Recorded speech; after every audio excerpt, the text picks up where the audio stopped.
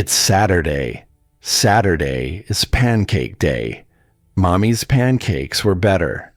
The words hung in the kitchen air between the burnt smell and the morning light filtering through curtains Claire had picked out 8 years ago. Not accusatory, just fact. Mommy's pancakes had been better. Mommy's everything had been better. I know. Garrett flipped another pancake and watched it land crooked. 41 years old, and he still couldn't master basic breakfast foods. Claire used to laugh about it, standing behind him with her hands on his waist, guiding his spatula technique, like she was teaching him to diffuse explosives instead of cook circles of batter. She'd been good at everything domestic.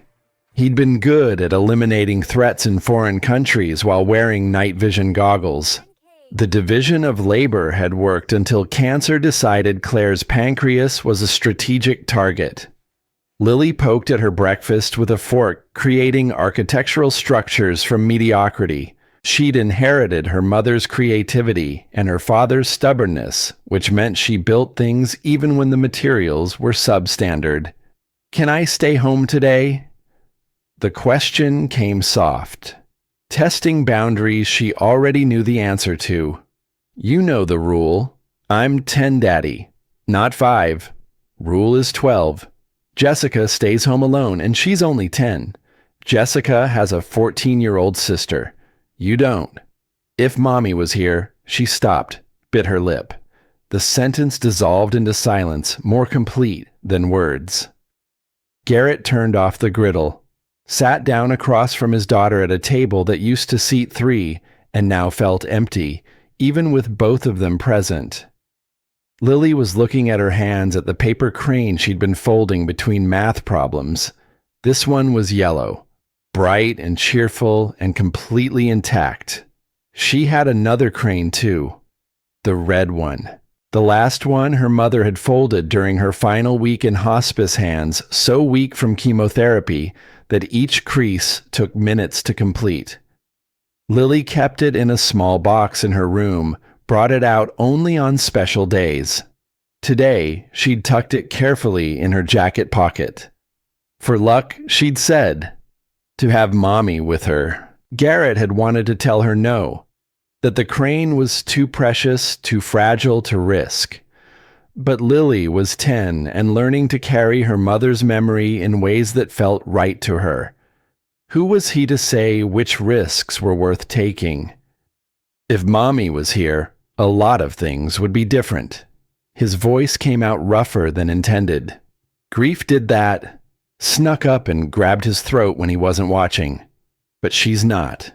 And I have to keep you safe. That's my job. Lily finally met his eyes. Hers were green like Claire's had been.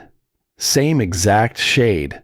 Sometimes looking at his daughter felt like looking at a ghost given flesh and breath and a chance to grow up in ways her mother never would. Okay, just like that. Acceptance. She was learning young that some arguments weren't worth fighting because the answers wouldn't change no matter how much you wanted them to. Garrett pulled the folder of contracts from his work bag. The Sterling Grand Hotel job represented 6 months of steady income if he could close it. New HVAC system installation maintenance contracts, potential expansion to their other properties. The kind of work that meant Lily's college fund could grow from theoretical to possible. "This meeting is important, Lil. That's why I need you to come. Shouldn't take more than 30 minutes. Sign papers, shake hands, come home. Promise, promise." The word tasted like every other promise he'd made and kept since Claire died. Promises to show up to parent-teacher conferences alone. Promises to remember which lunch days were pizza and which were chicken nuggets. Promises to braid her hair, even though his hands were better suited to assembling rifles than creating French braids. He kept every single one because that was what fathers did. That was what men did. You gave your word, and you kept it, whether you were 41 or 14 or 4. Lily finished her pancakes without complaint. Garrett watched her and thought about Claire in the hospice bed, 73 pounds at the end, holding his hand with fingers like bird bones. Promise me something, Garrett. Promise you'll live. Not just survive for Lily. Actually live. He'd been 37 then. She'd been 37. Neither of them had understood she was asking for permission to let go, while simultaneously demanding he not follow her into whatever darkness waited beyond breathing. How you are everything. She'd smiled, squeezed his hand with what little strength remained. That's why I'm asking. Lily needs to see you can be happy. Show her life goes on. He hadn't promised that day. Couldn't force the words past the grief lodged in his throat like shrapnel. She died 18 hours later while Lily slept in a chair beside her bed, and Garrett held her hand and pretended he knew how to do this, how to be both parents and neither. 4 years later, he still hadn't figured it out, but mornings were hardest. That liminal space between sleep and full consciousness, when muscle memory reached for someone who wasn't there, when his hand found cold sheets instead of warm skin, when the absence announced itself fresh every dawn, like his nervous system hadn't gotten the memo that Claire was gone and wasn't coming back. He'd started setting an alarm for 5 a.m., gave himself an hour alone before Lily woke. Time to sit with coffee and silence and the accumulated weight of 4 years' worth of mornings without her. Time to tell Claire's photo on the mantle about Lily's latest achievements, about the truck's transmission making concerning noises, about how he was trying but failing, and trying again because what else was there? This particular morning, with the Sterling Grand meeting looming, and Lily's wish about him being happy echoing in his skull, Garrett had found himself admitting things he usually kept locked down. I met someone yesterday. Not really. She needed help, and I helped. But now she exists in my head in ways that scare me, because I don't know if I'm allowed to notice women again. The photo offered no judgment, no permission. Just Claire frozen mid-laugh, forever young while he grew older in ways that felt like betrayal. I'm trying to live, like you asked, just not very good at it yet. Lily went to get dressed. Garrett cleaned dishes and thought about happiness, and whether it was something you could fake convincingly enough that children believed it. The philosophy of pancakes and parenthood. Burning breakfast and burning daylight and burning through a life that felt like it had ended when his wife stopped breathing, but somehow continued demanding he show up every morning anyway. The photo on the mantle caught his eye like it always did. Claire at 35, Lily at 4, Garrett at 35, all of them at the Pittsburgh Zoo, making faces at the gorilla exhibit. 2 years before diagnosis, 3 years before death. A lifetime ago, measured in moments that could never be recovered. She'd been wearing the blue dress she loved, the one Garrett had donated to Goodwill 6 months after she died because keeping it felt like keeping wounds open. Lily had cried when she found out, screamed at him that he was erasing Mommy. He'd driven to 4 different Goodwill locations before finding it on a rack between a prom dress and a pantsuit, bought it back for $8, and hung it in the closet where it still lived today. Sometimes love meant admitting you were wrong. Sometimes it meant paying $8 to undo your own mistakes. Lily emerged wearing jeans and her favorite hoodie, the one with the Pittsburgh Penguins logo that was 2 sizes too big, because Garrett had grabbed the wrong size off the sale rack and couldn't admit the error. She had the yellow paper crane in her pocket and her backpack over one shoulder, even though they weren't going anywhere that required homework. 10-year-olds preparing for every possibility. a survival trait learned from watching her father triple-check locks and maintain emergency supplies and treat grocery store trips like reconnaissance missions. Ready, ready. They walked to Garrett's truck, a 2011 Ford F-150 with 180,000 miles and a passenger door that stuck when humidity climbed above 60%.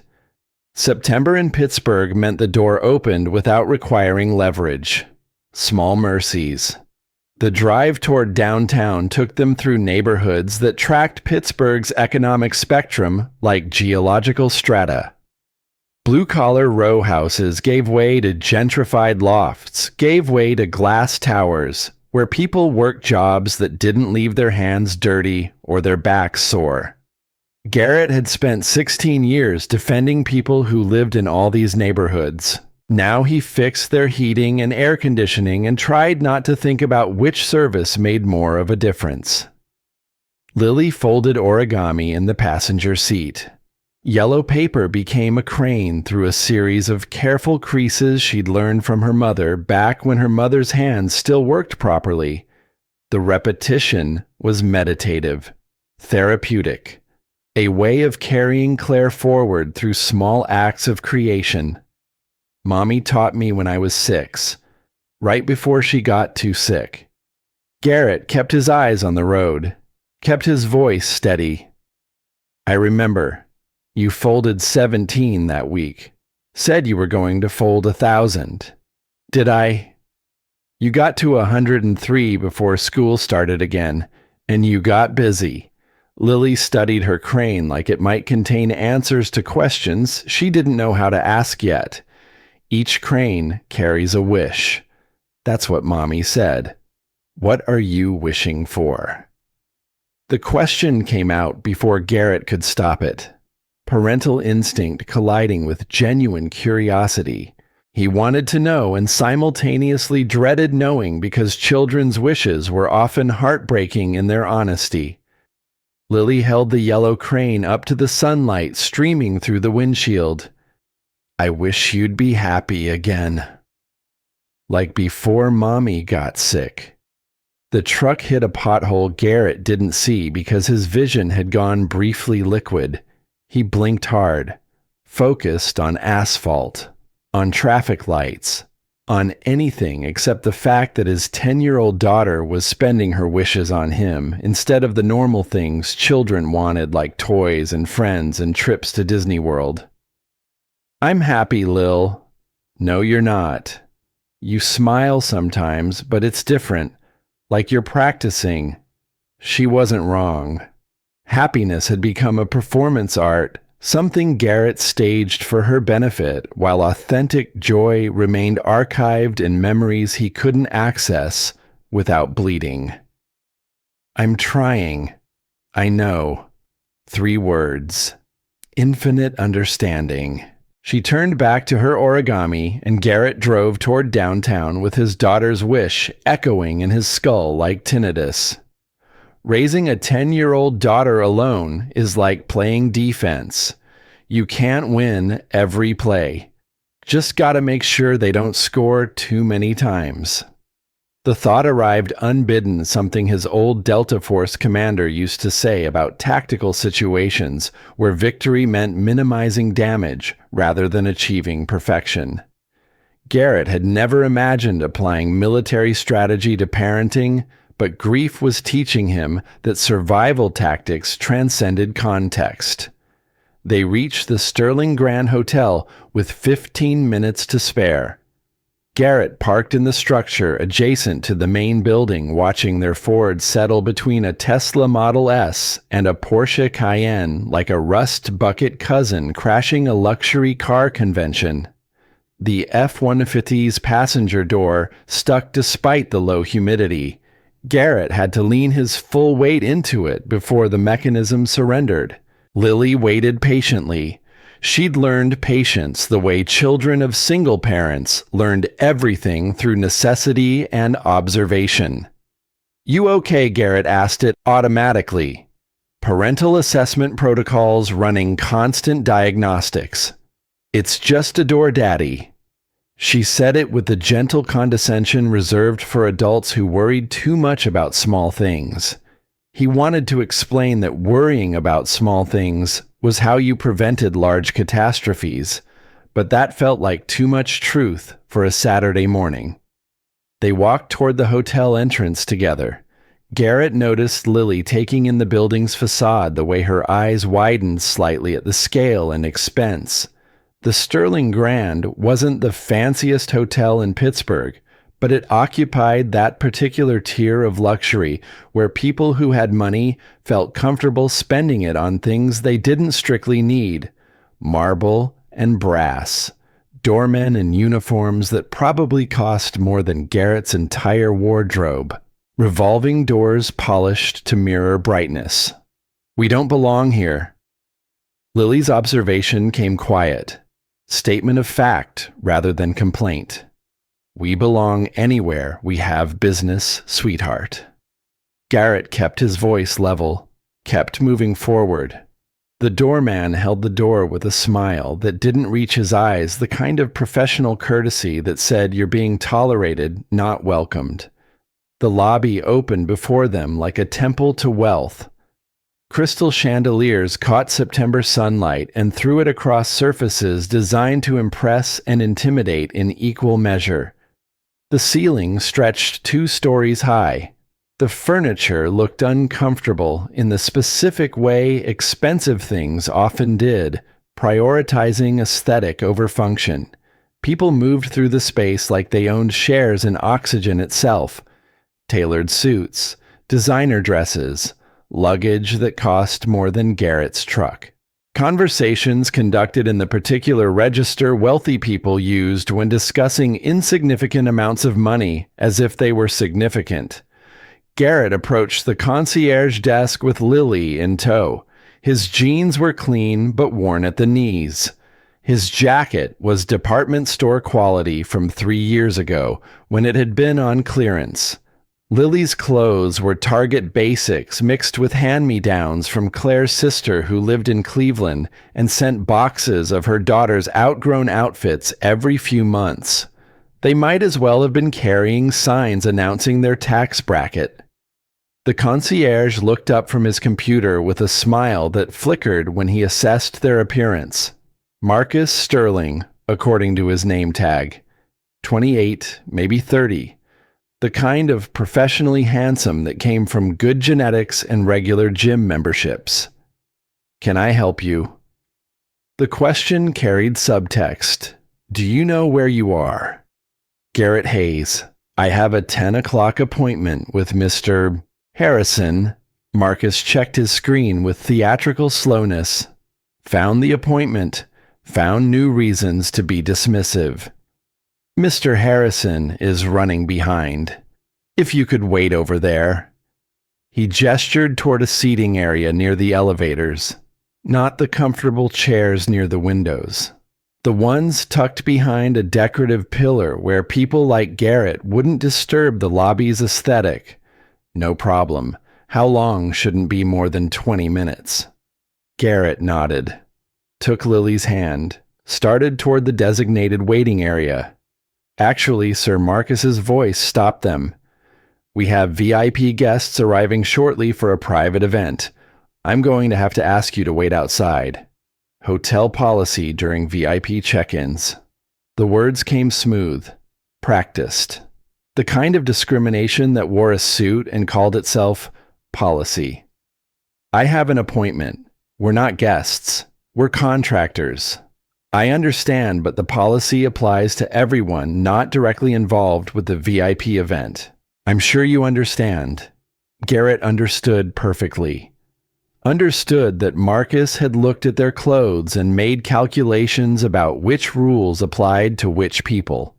Understood that arguing would accomplish nothing except making Lily uncomfortable and proving whatever preconceptions were already operative. How long the VIP check-in should be complete in 30 minutes. I'll send someone to get you as soon as Mr. Harrison is available. Lily's hand tightened in his. She was learning young how the world worked, how spaces had invisible barriers based on invisible criteria. How some people got to decide which other people belonged where. Garrett wanted to fight, wanted to quote discrimination laws and hotel policies, and the basic human dignity that supposedly transcended economic status. Wanted to explain that he'd spent 16 years in Delta Force defending this country so that people like Marcus could live safely enough to look down on people like him. Instead, he nodded and led Lily toward the exit because picking this battle would cost more than it gained. Outside, the September air carried the specific chill that said summer was surrendering to autumn without admitting defeat.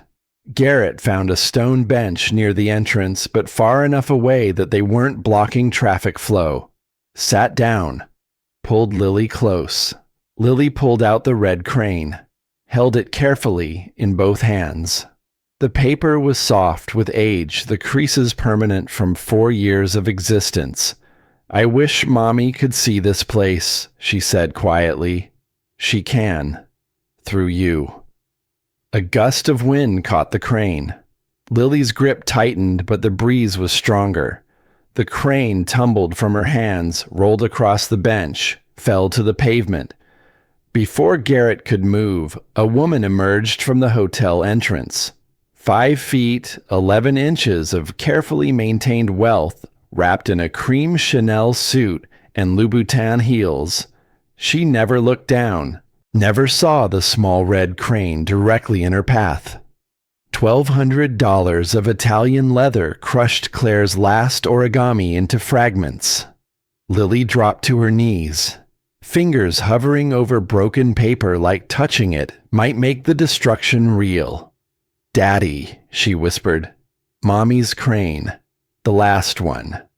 The woman continued walking oblivious. Security guards nearby saw everything, laughed quietly. "Probably stole it," one said. Garrett's hands formed fists.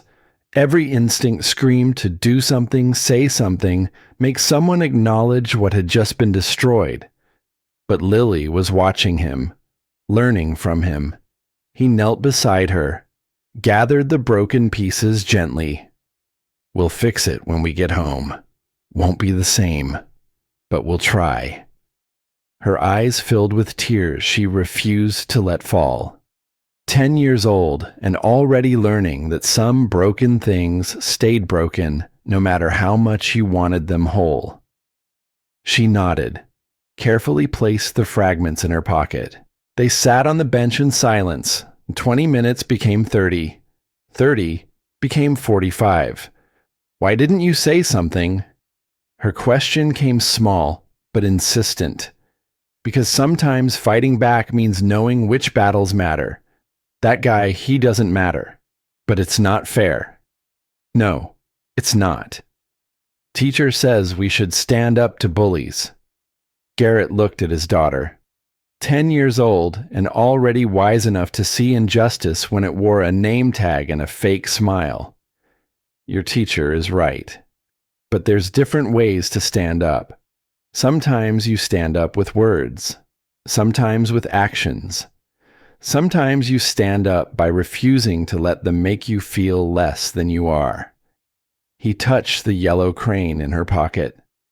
"We know who we are, Lil. That's what matters. Not what some concierge thinks. A man's value doesn't come from wealth or status. It comes from integrity, keeping your word whether you're wearing jeans or a suit." Lily processed this with a seriousness she brought to everything, finally nodded, leaned against her father's shoulder and watched Pittsburgh move past their bench like they were spectators to a show they hadn't bought tickets for. 20 minutes became 30. 30 became 45. Garrett checked his phone twice. No messages, no updates. Just time disappearing into the specific void that opened when people with appointments encountered people without urgency. At 53 minutes, Lily shifted restlessly beside him. The wait was stretching longer than promised, but neither complained. They'd learned patience together over these 4 years. The scream came 17 seconds later. Female. Terrified. The kind of sound that said someone's understanding of safety was being violently revised. Garrett's head snapped toward the VIP lounge. Training took over.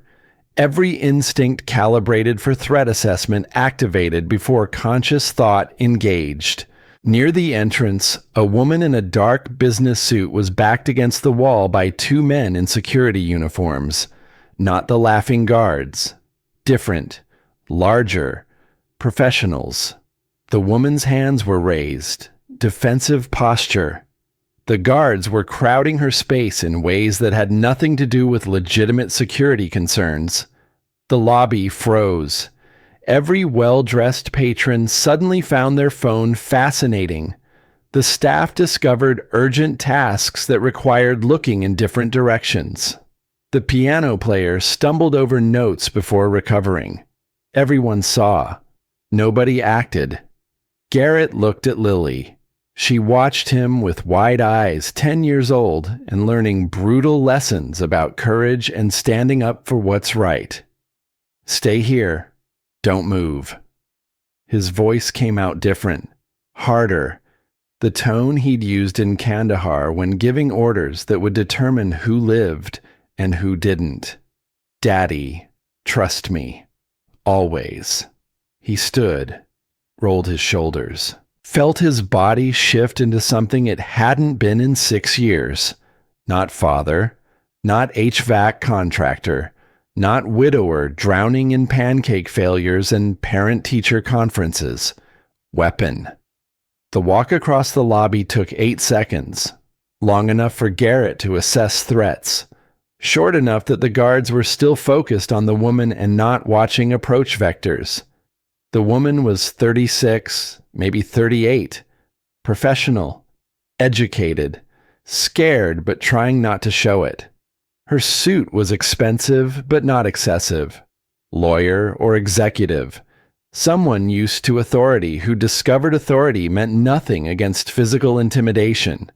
The guards were textbook muscle, 6'2" and 6'4", 230 and 250, probably ex-military or ex-law enforcement, definitely comfortable with using size as weapon. 3 feet away, Garrett stopped. Step away from her. His voice carried without rising. Command presence from 16 years of operating in environments where hesitation was measured in casualties. Both guards turned, assessed him, saw jeans and worn jacket and 41 years that looked soft around the edges. The shorter one, only 6'2", only 230, smiled. "This doesn't concern you, friend. Move along. I'm not your friend, and I'm asking politely. Step away." The taller guard's hand moved to his belt, to the baton hanging there. You want to be a hero, wrong place, wrong time. Last chance to walk. Garrett didn't move. Behind him, the lobby remained frozen. In front of him, 2 men prepared to escalate. Above him, security cameras recorded everything for lawyers to argue about later. Beside him, reflected in polished marble, Lily watched her father become someone she'd never fully known. Last time, I'm asking. His voice dropped another register. Quiet in the way storms were quiet before they made landfall. Fuck off before you get hurt, old man. Old man. 41. Not even middle-aged by modern standards, but compared to these 2 mid-30s prime physical condition active careers based on intimidation, he must have looked like someone's father come to complain about the service. They had no idea what fathers could do when their daughters watched them choose courage over comfort. Garrett rolled up his right sleeve, slowly, deliberately. The scars appeared first. Burn marks from an IED in Fallujah. Knife wounds from close quarters combat in locations that remained classified. Stitching marks from field medics who'd learned their trade in places the State Department didn't acknowledge. Then, the tattoo. Black dagger pointed down wings, spread below it 5 words in Latin that most people wouldn't recognize, but anyone with military background would. De oppresso liber, special forces, but not just special forces. The design was specific. The style was particular. Anyone who knew read the full message instantly. First Special Forces Operational Detachment Delta, Delta Force. The shorter guard's face went pale. The taller guard's hand froze on his baton. Oh shit. The words came quiet. Recognition and regret in equal measure. Garrett left his sleeve rolled. Let them look. Let them understand they'd miscalculated badly. Step away. Now. The taller guard's pride made him stupid. Made him grip the baton tighter instead of smarter.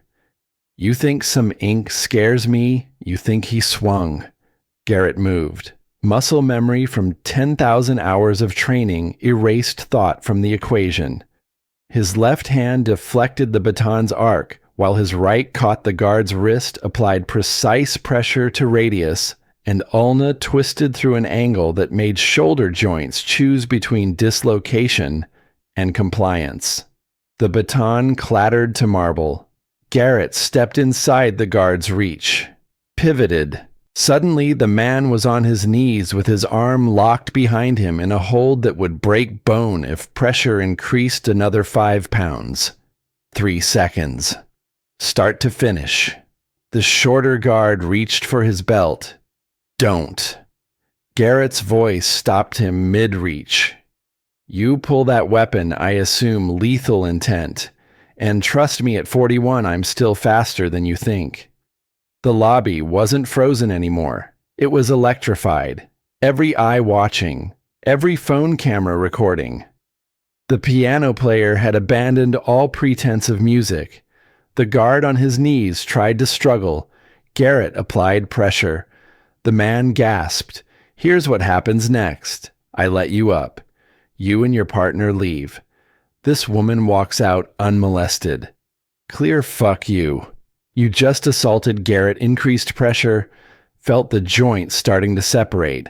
Stopped just before permanent damage. Try again. Okay, we'll go. Smart. Garrett released him. Stepped back. Gave space. The guard scrambled up. Face red with humiliation and rage and pain. For one dangerous second, Garrett thought he might be stupid enough to attack again. But whatever he saw in Garrett's eyes, whatever recognition passed between men who'd both been trained to violence, but only one had fully internalized it, made him reconsider. This isn't over.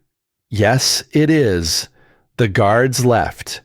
The woman sagged against the wall like her knees had forgotten their function. The lobby remained silent except for the ambient music that had never stopped playing. Garrett turned to the woman. You okay? She nodded. Didn't speak. Couldn't yet. They were just trying to scare you.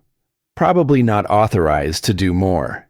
He said it gentle, trying to diffuse her fear without dismissing its validity. Thank you. I thought they were going to. They weren't. Not here. Not with witnesses. She finally looked at him. Really looked. Saw past the worn clothes to the man who just disabled a trained security guard in 3 seconds without appearing to exert effort. Catherine Walsh. She extended her hand. Lawyer's habit, even in crisis. Garrett Hayes. They shook. Her grip was firm. Recovering. I'm a labor investigator. I was asking questions about wage theft and working conditions. They didn't like that. Hence the intimidation. She pulled a business card from her jacket pocket. Hands still shaking slightly. If you need anything, witness statement, legal assistance. Anything. Garrett took the card. Their fingers touched for 2 seconds. Long enough for him to notice she wore no wedding ring. Long enough for something small and unexpected to flicker in his chest where nothing had flickered since Claire stopped breathing 4 years ago. He pushed it down. This wasn't the time. Might never be the time. You should file a report. Police. Your agency. Someone. I will. But men like Victor Donovan have expensive lawyers and cheap consciences. Donovan, the hotel owner, the man whose signature would be on Garrett's maintenance contract if this meeting ever actually happened. Movement near the concierge desk pulled Garrett's attention. Marcus Sterling was on his phone, watching Garrett, speaking rapidly. Behind him, Lily stood exactly where he'd told her to stay, holding her broken crane, watching her father with an expression that mixed pride and confusion and something that looked like understanding. You should go. Kate Walsh said it quiet. Before they call the cops and spin this their way, I haven't done anything wrong, I know. But people like Donovan don't care about right and wrong. They care about power. Garrett nodded, took one last look at the woman he'd just saved. She was beautiful in a way he hadn't let himself notice about anyone in 4 years. Professional. Intelligent. The kind of person who fought for things that mattered even when fighting was dangerous. Take care of yourself, Miss Walsh, Catherine, Kate, and thank you. Genuinely. He walked back to Lily, knelt down beside her. Let's go home. What about your meeting? I don't think it's happening today. Together, they walked toward the exit. Behind them, Marcus Sterling's voice carried across the lobby, calling for security, for management, for someone to do something about the situation that had already resolved itself. The doorman held the door. No smile this time. Just professional wariness toward someone who'd revealed himself as more than he appeared. In the parking structure, Lily finally spoke. Daddy, you were a soldier. Not a question. Statement of fact. Recognition of something she'd suspected but never confirmed until today. I was. Long time ago. You were good at it. I was trained to be. They reached the F-150. The passenger door stuck. Garrett leveraged it open with practiced effort. Lily climbed in, buckled herself, held her broken crane with both hands like she could protect it retroactively. Can we fix it? Garrett started the truck, looked at his daughter in the passenger seat. 10 years old and already learning that some broken things stayed broken no matter how much you wanted them whole. We can try. Won't be the same, but we can try. That's what Mommy would say. Yeah, it is. They drove home through Pittsburgh's afternoon traffic. Lily was quiet, processing. Garrett's phone buzzed in his pocket. He ignored it. At home, they sat at the kitchen table with tape and patience and attempted reconstruction. The crane would never be what it was. But maybe something repaired carried its own kind of beauty. Maybe breaking and mending taught lessons that perfection never could. That night, after Lily was asleep, Garrett finally checked his phone. 89 missed calls, 47 text messages, 6 voicemails. His face was everywhere. The video had 17 million views by Sunday morning. Someone with a steady hand and good position had captured everything from the moment Garrett rolled up his sleeve to the moment both guards walked away with their dignity in pieces. The tattoo was clearly visible. The 3-second takedown played on loop across platforms Garrett didn't know existed. His phone hadn't stopped vibrating since yesterday. It sat on the kitchen counter now like something radioactive buzzing with the persistence of wasps trapped in glass. Garrett ignored it the way he'd ignored incoming fire in Fallujah, with complete focus on the task directly in front of him, which was pancakes. Again. Still burnt. Lily sat across from him at the kitchen table, the repaired red crane positioned carefully beside her orange juice. The tape showed. The creases would never be original. But it existed, which was more than could be said for most things that broke. They're saying you're a hero. Her voice carried that particular skepticism 10-year-olds deployed when adults started using words that didn't match observable reality. I'm not. The internet says you are. The internet says lots of things. Garrett slid burnt pancakes onto her plate. She didn't complain. 4 years of single-father breakfast had calibrated her expectations toward gratitude for any food that wasn't actively poisonous. Mrs. Patterson called. Said she saw you on TV. Wonderful. Mr. Hernandez, too. And Jessica's mom. And like 6 other people. The doorbell rang before Garrett could respond. 7:43. On Sunday morning. Nobody rang doorbells at 7:43 on Sunday morning unless something had gone significantly wrong or was about to. Garrett moved to the window, looked out carefully. Years of checking corners and clearing rooms before entry had made casual approach impossible. Silver Lexus in the driveway. $60,000 of German engineering parked behind his F-150 like wealth making a house call on poverty. The man who emerged wore a suit that cost more than Garrett's monthly mortgage. 60 years old silver hair, the kind of tan that came from tropical vacations and not Pittsburgh September. He walked toward the front door with the confidence of someone who'd never been told no in circumstances that mattered. Garrett opened the door before the man could ring again. Victor Donovan. The man smiled, extended his hand. Garrett didn't take it. Mr. Hayes, I believe we should talk. About what about yesterday? About the unfortunate situation at my hotel. Your security guards were threatening a woman. I've heard several versions of that story. All of them interesting. None of them complete. Donovan's smile never wavered. Professional, practiced. The expression of someone who'd spent decades negotiating from positions of power. May I come in? Nur Garrett kept his body in the doorway, kept his voice level. Behind him, Lily was watching from the kitchen. He didn't want her hearing this conversation, but couldn't send her away without making it obvious something was wrong. Then, perhaps we can speak out here. Donovan pulled an envelope from his jacket pocket.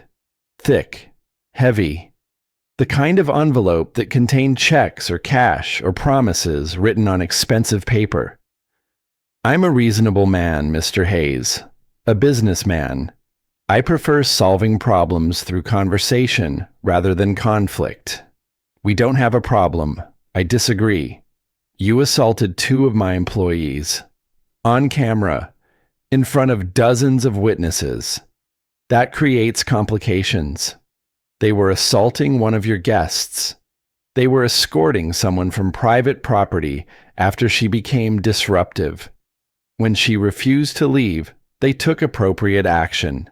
Then you intervened with violence that was, shall we say, disproportionate to the situation. The words came smooth, rehearsed.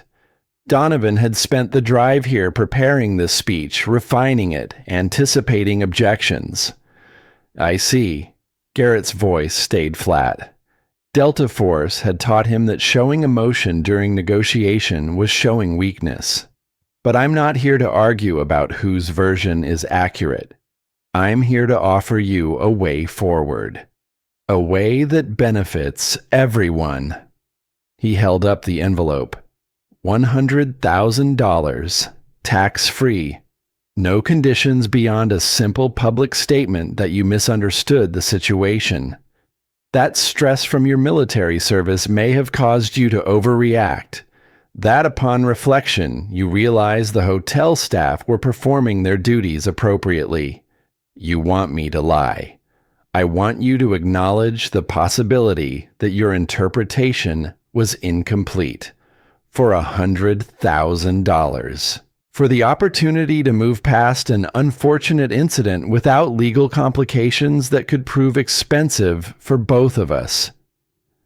Garrett looked at the envelope, thought about Lily's college fund sitting at $11,000 after 4 years of saving, thought about the F-150's transmission that was making concerning noises, thought about every bill that arrived with uncomfortable regularity, while income arrived with uncomfortable irregularity. Thought about Claire in the hospice bed, 73 pounds, and dying, making him promise to teach Lily what mattered. Teach her right from wrong. Not easy from hard. Right from wrong. No. The word came simple. Final. Donovan's smile tightened. Mr. Hayes, I don't think you understand the situation. I have resources, lawyers, connections. I can make the next year of your life very difficult. Lawsuits, investigations, questions about your fitness to run a business, to raise a child, the kind of scrutiny that destroys everything you've built. Then I guess you'll do what you'll do. A man who sells his principles for money isn't a man, he's just another item on the auction block. And I didn't survive 30 years to become something I can't look at in the mirror. The words came quiet, certain, not defiant, just true. Donovan studied him for a long moment. The smile disappeared entirely. You're making a mistake. Probably. I make a lot of them. This one will cost you everything. Get off my property. Donovan slipped the envelope back into his jacket, straightened his tie. When he spoke again, the reasonable businessman was gone. What remained was something colder. I'm 60 years old, Mr. Hayes. I spent 42 years building an empire while you were playing soldier in deserts I'll never visit. I've crushed better men than you for less reason. And now that I've tried to handle this civilly, I'll handle it the other way. He walked back to his Lexus, paused with his hand on the door. Enjoy your daughter. Spend time with her. Because very soon, the courts are going to have questions about whether a violent, unstable veteran is fit to raise a child alone. The threat landed exactly as intended. Garrett's hands formed fists. Every instinct screamed to cross the driveway and demonstrate exactly how unstable he could be when someone threatened Lily. But that was the trap. Donovan was baiting him, wanted him to react, needed evidence that the viral video showed a pattern rather than an isolated incident. Garrett stayed on his porch, watched the Lexus back out, memorized the license plate out of habit even though he had no use for it. When he turned around, Lily was standing in the doorway. Who was that man? Nobody important. He was threatening us. 10 years old and too perceptive for comfortable lies. He was trying to scare me. Didn't work. Are we in trouble? Garrett pulled her into a hug, felt her small arms wrap around his waist. She smelled like strawberry shampoo and maple syrup from breakfast. We're okay, I promise. The phone buzzed again. Different pattern. Call instead of text. Garrett checked the screen. Catherine Walsh. He answered before he could question why. Mr. Hayes. Her voice carried professional concern with something underneath. Something that sounded like she'd been awake all night running scenarios. This is Garrett. I saw the video. Everyone saw the video. And I need to tell you something important. The hotel is planning a counterattack. They're filing assault charges, claiming you were the aggressor, building a narrative where you're unstable, dangerous, a threat to guests. Let them. You don't understand. These people have resources. They can bury you in legal fees, even if you eventually win. They can make your life hell while they do it. Garrett watched Lily return to the kitchen, watched her carefully position the repaired crane exactly where it had been. Precision learned from watching him maintain weapons and equipment. I can handle myself. Can you? Because they're not just coming after your reputation, they're digging into your background, your service record, your discharge, why you left the military, looking for anything they can use. That's sealed. Nothing's sealed if you know the right people. She paused. He could hear traffic in her background. She was calling from somewhere public, somewhere she'd gone after working all night. Look, I work for a large firm with very good lawyers. We can help you manage this before it gets worse. Pro bono, if necessary. Because what you did yesterday, stepping in when nobody else would, that matters. I don't need charity. It's not charity. It's recognizing that sometimes the people who do the right thing need support, or they stop doing the right thing. Garrett leaned against the kitchen counter. The burnt smell from breakfast still hung in the air. Sunday morning domestic normalcy colliding with consequences from yesterday's violence. What would this help look like? An interview. Controlled environment. Journalist, I trust. Your side of the story on record before they control the narrative. Then we file complaints about the hotel's labor practices. Document everything. Make them defend themselves instead of attacking you. When today, if possible. The news cycle moves fast. We need to move faster. Lily was listening without pretending not to. Garrett made a decision. Give me 2 hours. I need to make arrangements for my daughter. Bring her. Kate's voice softened. Let people see you're a father, not just a soldier. That humanizes you in ways interviews can't. Fine. Where I'll text you the address. The diner was called Rosie's, and it sat on Carson Street in a neighborhood where gentrification hadn't quite completed its invasion. Red vinyl booths, formica tables, coffee that came in mugs thick enough to double as weapons.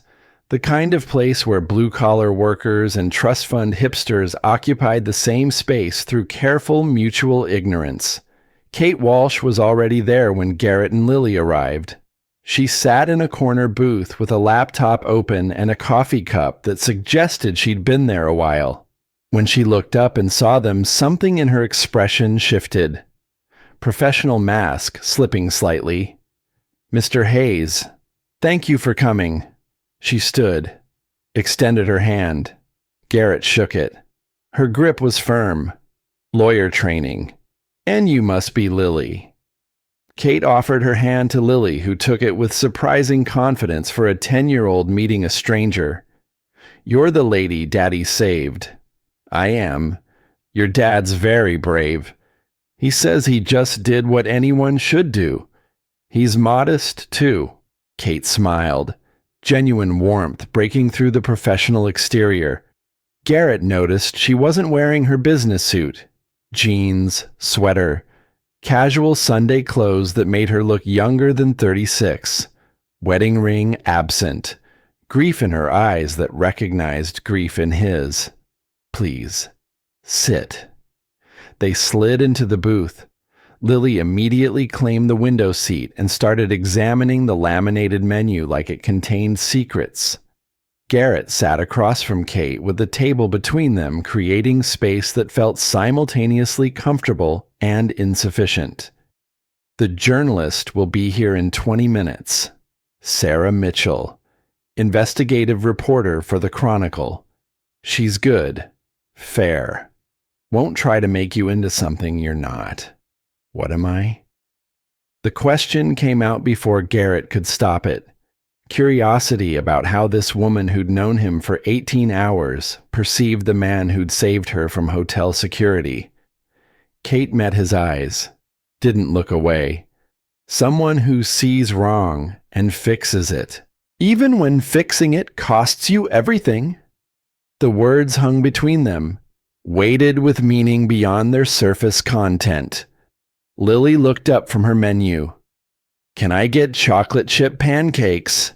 Garrett checked prices out of habit. Found them reasonable. "Sure." The waitress appeared, took orders, disappeared, left them in that particular silence that happens when strangers are deciding how much truth to share. Kate broke it first. "I should tell you something. About me.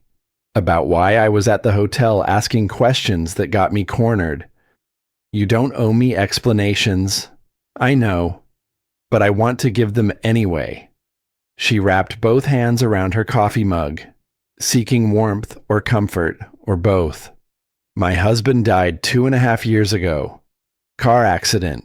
He was a lawyer, 38 years old. One minute he was on his way home from work. The next, state trooper at my door saying there'd been an incident. I'm sorry." Garrett meant it. Knew exactly what that particular grief felt like. Different circumstances, same result. "Thank you.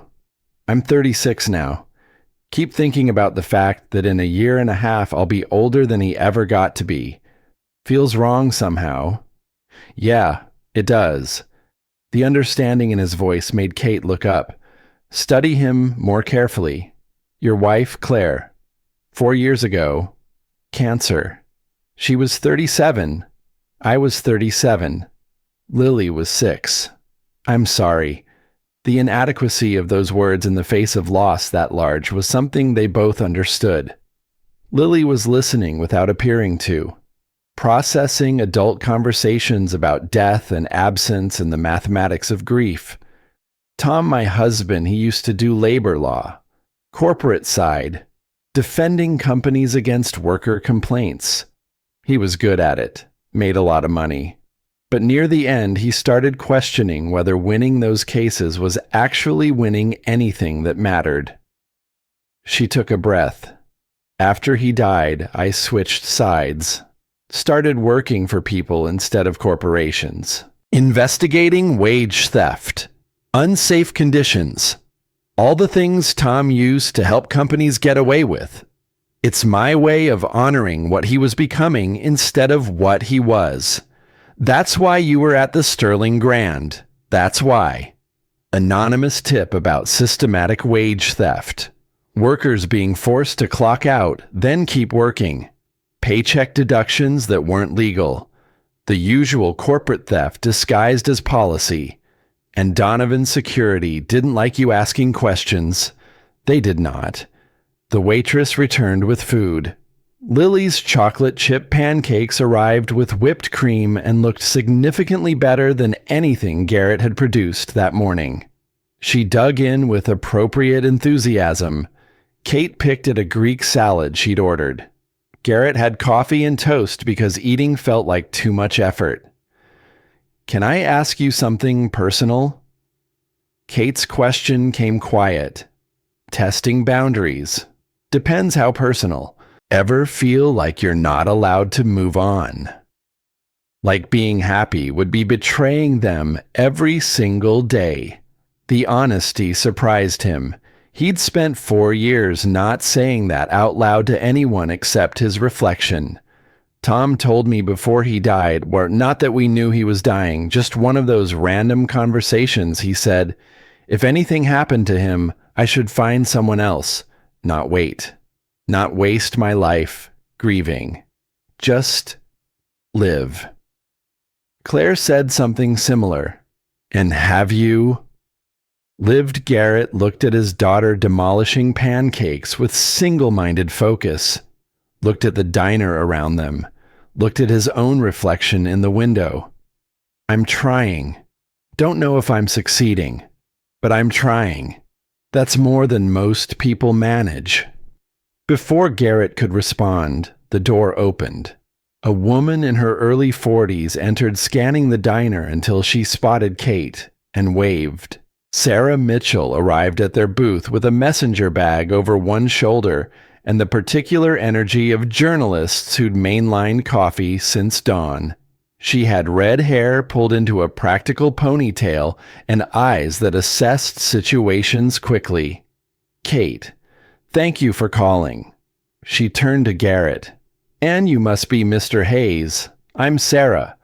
Mind if I record our conversation? Garrett did mind. Hated the idea of his words being captured and replayed and analyzed. But refusing would make him look like he had something to hide.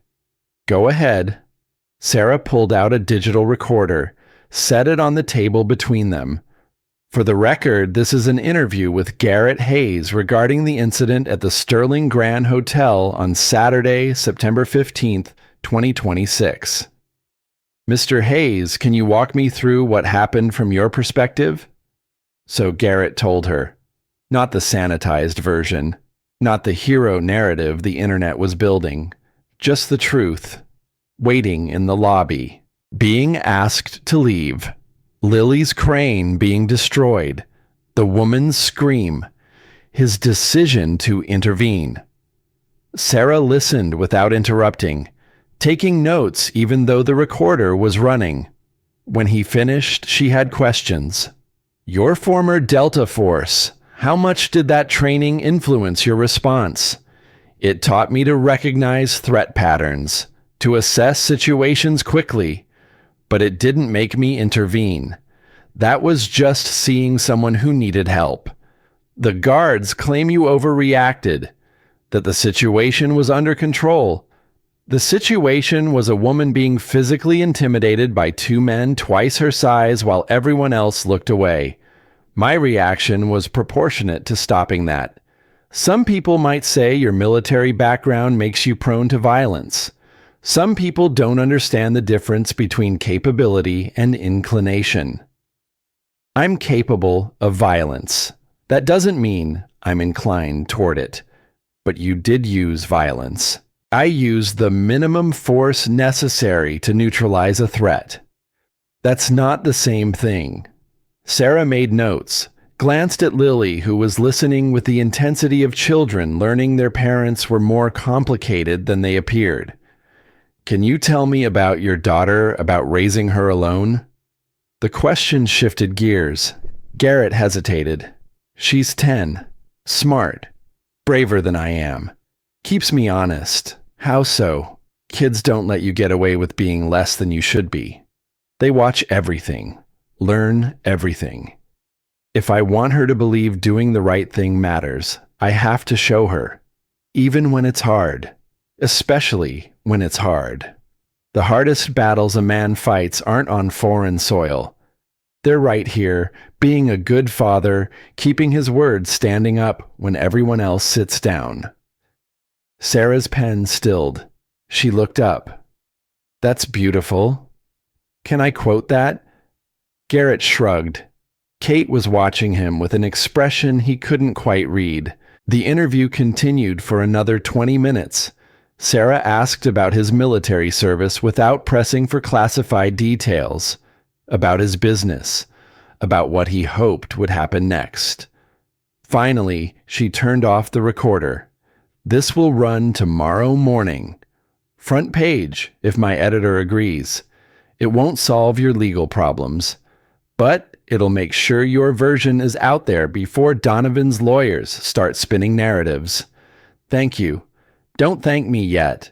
Once this publishes, the attention will intensify. You ready for that? No. But I'll manage. Sarah smiled, packed her equipment. One more thing. Off the record. What you did yesterday took courage most people don't have. Whatever happens next, remember that. She left. The three of them sat in the booth with cold coffee and the weight of what came next settling across the table. Lily spoke first. Daddy, are we famous? We're something. Not sure famous is the word. Kate reached across the table, touched Garrett's hand. Brief. Professional. Except it wasn't entirely professional, and they both knew it. Whatever happens, you're not alone in this. I'm going to file formal complaints with the labor board. Open investigations into the hotel's practices. Make them too busy defending themselves to come after you. You don't have to do that. I know. I want to. Because I helped you. Because you showed me people still do the right thing. And that's worth fighting for. Their eyes met across Formica and coffee cups, held for 3 seconds longer than casual contact required, long enough for something small and unexpected to kindle in the space where grief had been the only tenant for years. Garrett pulled his hand back first, not because he wanted to, because Lily was watching and some things needed to be processed privately before they could be acknowledged publicly. That night, Garrett's phone buzzed with a text from an unknown number. "We need to talk about starting a fund for the workers. Can you meet tomorrow?" He almost deleted it, then recognized the number from the business card Catherine Walsh had given him yesterday. He typed a response. What kind of fund? For the 18 workers who just got fired. Retaliation for talking to investigators. They need help. You started this. Help me finish it. Garrett stared at the message. Thought about expanding circles of consequence. About how one moment of intervention was becoming something larger than he'd intended. Thought about Claire asking him to live, not just survive. Typed 3 letters. Yes. The response came immediately. Thank you. Tomorrow. 10 a.m. My office. Then a pause. Dots indicating she was typing something else. And Garrett. I'm glad you answered. He didn't know what to say to that. Settled for simplicity. Me too. Monday morning brought news that the Sterling Grand Hotel had terminated 18 employees effective immediately. Budget cuts, according to the official statement. Cost-saving measures in uncertain economic times. Kate called at 7:15. Did you see every single person they fired either talked to investigators or was mentioned in Sarah's article? This is retaliation. Blatant. Illegal. And exactly what I expected. What can we do? That's what we're meeting about. 10 a.m. Don't be late.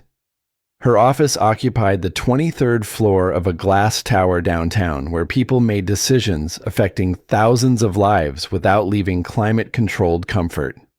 Garrett felt out of place the moment he stepped off the elevator. Lily had school, so he'd come alone. Left her with his neighbor Mrs. Patterson, who'd volunteered after seeing him on the news. Kate met him in the lobby. Led him to a conference room with a view of the Allegheny River and enough polished wood to build a small house.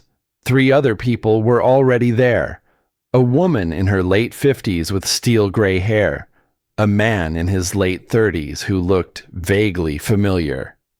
A lawyer Garrett recognized from news coverage of labor disputes. Kate made introductions. Patricia Morgan runs the Workers' Justice Coalition. Daniel Parker is one of the fired maintenance workers. Marcus Brennan is the attorney who'll be handling the civil suit. They shook hands. Patricia had a grip that said she'd spent decades not taking anyone's nonsense. Daniel's handshake triggered memory. Garrett studied his face. Have we met? Daniel's eyes widened slightly. Fallujah, 2014, November 18th. The date hung in the air. Garrett's memory filled in details. Ambush, 6 dead. Interpreter wounded. 400 meters of open ground under fire. Miguel Fuhr changed it. Daniel now. Easier in America. Garrett stared at a ghost made flesh.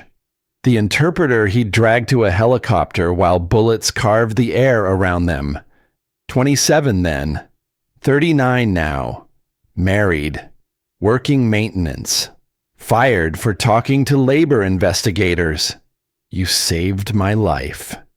Daniel's voice cracked slightly. Now you're doing it again. I didn't know. I know. But that's what makes it mean more.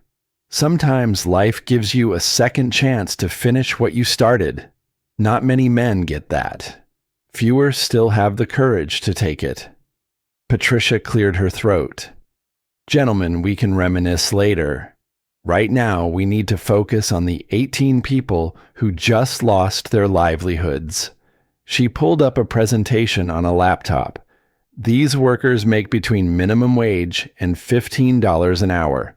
Most can't afford to miss more than 2 weeks of pay. Some have families, medical bills, rent, the usual American economic tightrope. What do they need? Garrett asked it directly. Money, time, legal protection. In that order. Marcus Brennan leaned forward. We can provide legal representation, file wrongful termination suits, get injunctions preventing the hotel from further retaliation. But that takes time, months, maybe years.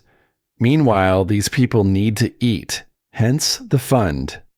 Kate pulled up a web page on the conference room screen, a crowdfunding platform. Basic design. No content yet. We're proposing a direct aid fund. Money goes straight to the fired workers.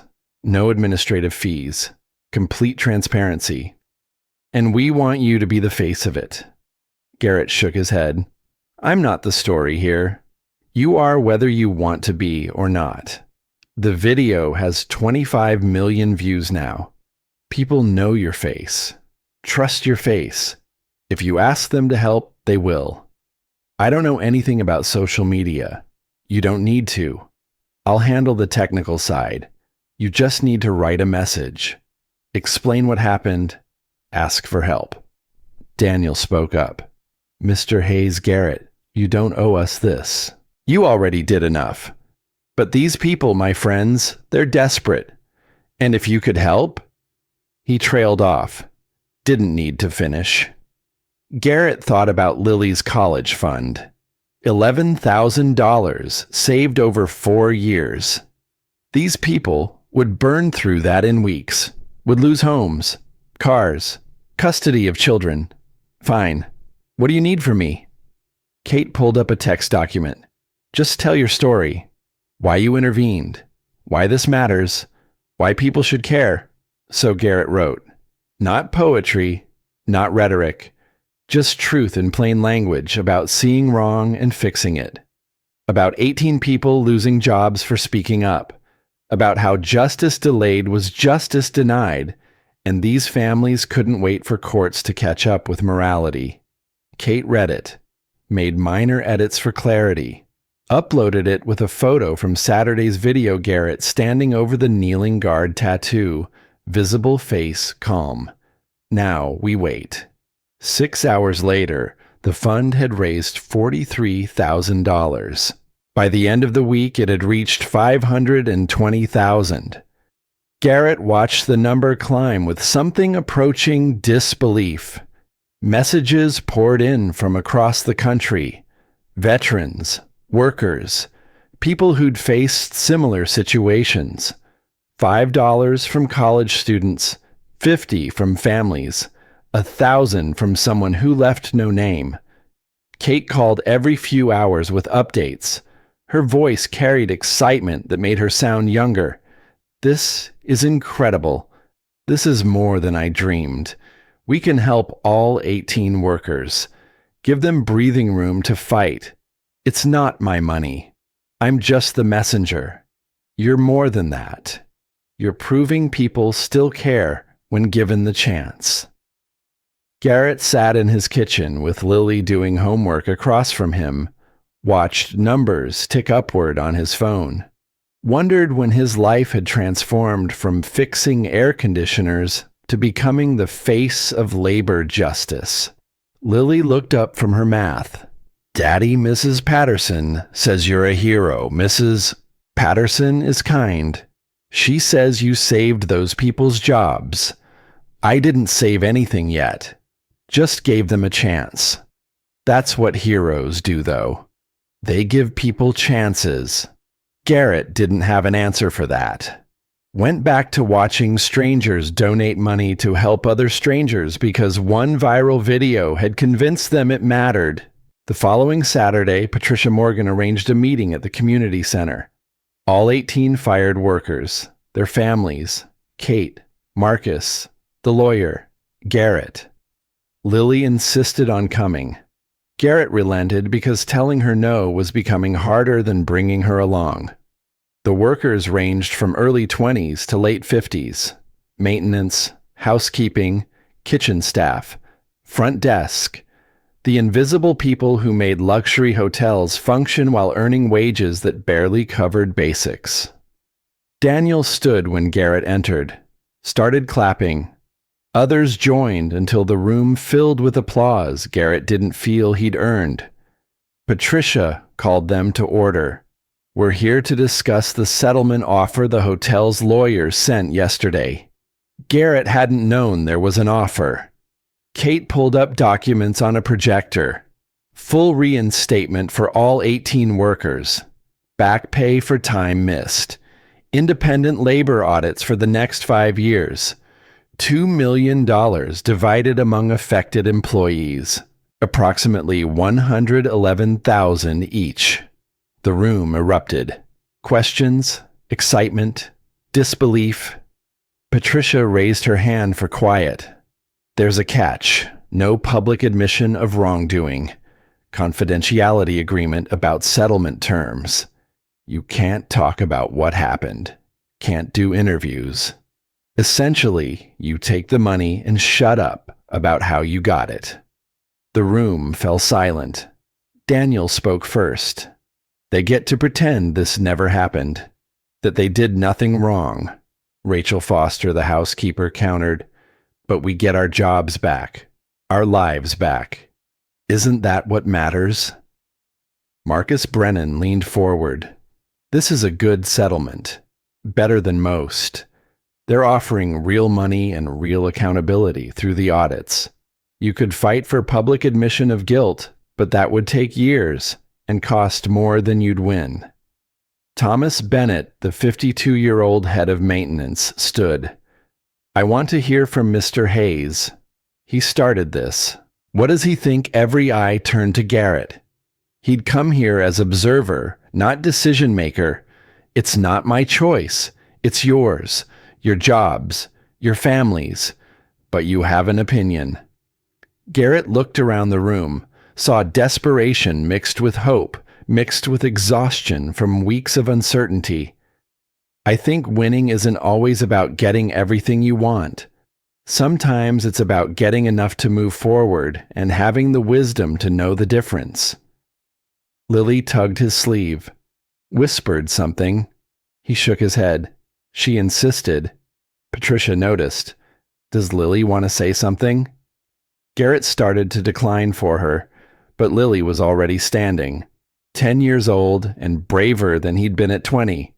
"Can I say something?" The room nodded, waited. Lily pulled the repaired red crane from her pocket. "My mommy made this when I was 6, before she died. She was sick, really sick, but she still made it for me. She held it up so everyone could see the tape, the broken places. At the hotel, someone stepped on it, crushed it. I thought it was ruined forever." Her voice wavered but held. "But Daddy said we could fix it. It's not the same. It's not perfect. But it's still good. Maybe better because now it has a story." She looked at the workers. "You all got crushed too. Lost your jobs. Got hurt. But maybe you can be like this crane.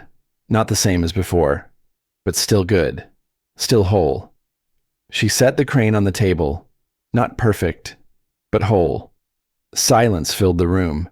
Then Rachel started crying. Then Daniel. Then others. Patricia's voice was gentle. All in favor of accepting the settlement, 18 hands rose. Not immediately. Not unanimously at first. But eventually, all 18. Patricia nodded. "Then it's decided. Marcus will inform the hotel's attorneys we accept their terms." After the meeting, Daniel approached Garrett. "You taught me something 12 years ago in Fallujah. Taught me again now." "What's that?" "That courage isn't about being the strongest or the fastest. It's about showing up when everyone else walks away. I just did what needed doing. Exactly. Kate found him in the parking lot as he was loading Lily into the truck. Can we talk? Somewhere Private Garrett arranged for Lily to ride home with Patricia. Followed Kate to a park 3 blocks away. They walked along a path beside the river while September evening settled across Pittsburgh. The settlement is good. Everyone gets what they need. Kate's voice carried relief and something else. But I wanted them to admit it. Wanted Donovan to face public consequences. Garrett watched the river flow past. Constant. Indifferent. You know what I learned in the military. Perfect victories are rare. Most of the time you take what you can get and call it a win. This feels incomplete. Most real things do. They walked in silence. Kate's hand brushed his accidentally. Or maybe not accidentally. Garrett's pulse kicked up in ways it hadn't since Claire died. Can I ask you something personal? Kate stopped walking, turned to face him. Ever feel guilty for wanting to move on, like being happy again would erase them every day? Her honesty was simple. Clean. Tom's been dead 2.5 years. I'm 36. He was 38 when he died. In a 1.5 years, I'll be older than he ever got to be. And I keep thinking, what right do I have to experience things he never will? Garrett knew that guilt, lived in it. Claire was 37. I'm 41 now. 4 years older than she ever got. 4 years of birthdays she didn't have. Christmases. Lily's school plays. Everything. Do you think they'd want us to stop? No. But knowing what they'd want doesn't make it easier to do. Kate stepped closer. Close enough that Garrett could smell her perfume. Something subtle. Expensive. I keep thinking about Saturday. About you stepping in when nobody else would. About how it felt to be protected for the first time in years. Kate, I'm not asking for anything. Just telling you what I'm feeling. Because hiding it seems dishonest, and you deserve honesty. Her hand touched his. Properly this time. Intentionally. I like you, Garrett Hayes. And that terrifies me because liking someone means risking loss again. But maybe that's the point. Maybe living means risking hurt. Garrett should have pulled away. Should have explained that he wasn't ready. That grief still occupied too much space for anything new to fit. Instead, he kissed her. Brief. Tentative. Testing whether hearts that had stopped working could learn to beat differently. When they separated, Kate's eyes were wet. Tell me you felt that too. Tell me I'm not imagining it. I felt it. 3 words. An admission. A door opening. What do we do now? I have no idea. Kate laughed, quiet and real. At least we're honest. They walked back to their cars in the gathering dark, made plans to meet again. Coffee, dinner, something normal that acknowledged what was starting without demanding it be more than it was.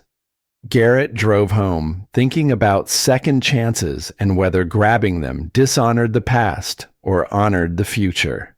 His phone buzzed. News alert. Hotel mogul Victor Donovan, hospitalized after apparent suicide attempt. The article was brief. Found unconscious in his office. Pills and alcohol. Note left behind. Currently stable, but critical. Garrett pulled over. Read it twice. Tried to process how winning could feel this empty. When he got home, Lily was waiting. Is it over? Garrett pulled her into a hug. I don't know, baby. I really don't know.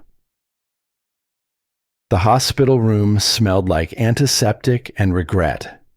Victor Donovan lay against white sheets that made his skin look gray tubes running from arms that had signed checks worth millions, but couldn't prevent his own body from betraying him.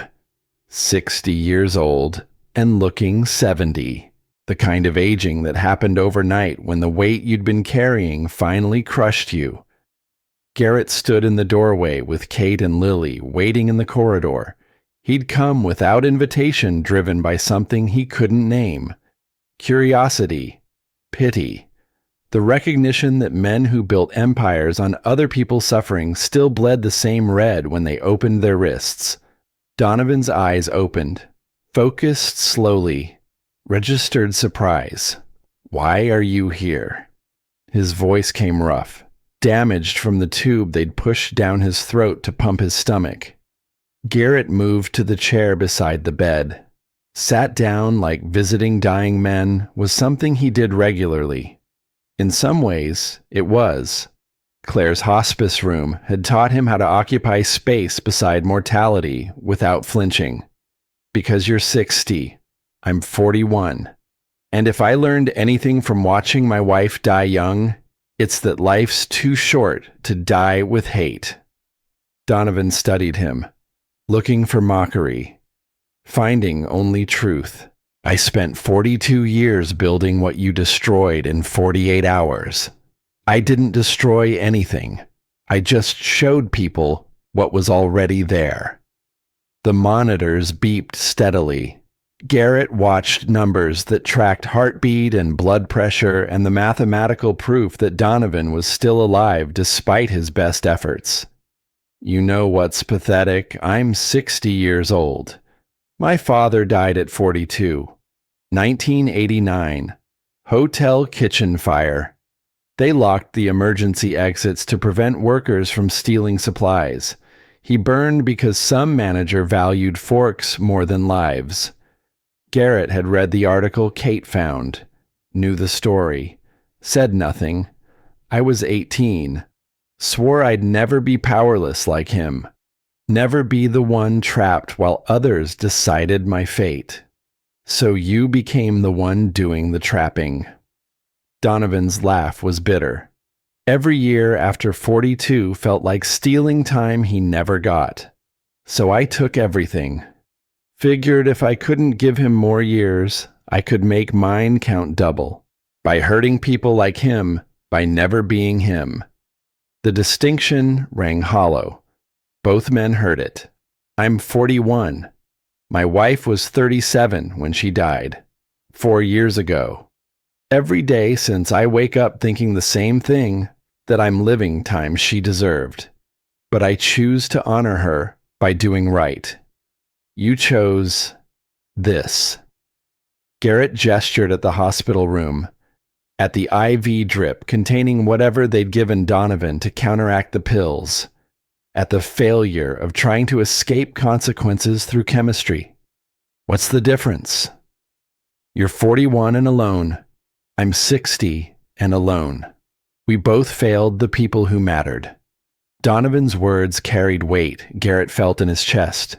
The math of grief was always subtractive. What you lost, what they lost, what remained after subtraction completed. The difference is I'm still trying, still showing up for my daughter, still believing tomorrow matters. Is it enough some days? Donovan closed his eyes, breathed through pain that wasn't physical. "There's a woman in Boston. My father loved her before he married my mother. She had a daughter. I tracked her down 3 years ago. The daughter, I mean. She's 37 now. Works housekeeping at one of my hotels. Worked. Past tense. Rachel Foster. I fired her 6 weeks ago." Garrett's throat tightened. Rachel with her 2 kids and her quiet determination to speak truth about wage theft. She's your half-sister father never knew. The woman was pregnant when he died, raised the baby alone, died herself in 2008. The daughter Rachel never knew about my father, about me. Why fire her? Because seeing her every day reminded me of what he lost, what I stole from him by surviving when he didn't.